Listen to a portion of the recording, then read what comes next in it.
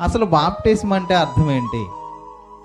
Baptism అంటే అర్థం పాతి పెట్టుట లేదా సమాధి చేయుట. చూసుకుంటే ఎవరిని సమాధి చేస్తారు?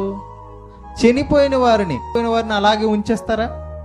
లేదు, సమాధి అనేది ఖచ్చితంగా చేస్తారు. మరి మనుషుల్ని ఎందుకు సమాధి చేయాలి బాప్టిజం ద్వారా? మనుషులు చనిపోయారా? చనిపోతే కదా సమాధి చేయాలి.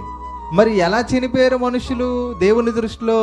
ఎఫెసీయులకు రాసిన పత్రిక 2వ అధ్యాయం 1వ వచనం, మీ అపరాధముల చేతను పాపముల చేతను మీరు చచ్చిన వారై ఉండగా. అంటే మనుషులందరూ దేనితోనే చనిపోయారు?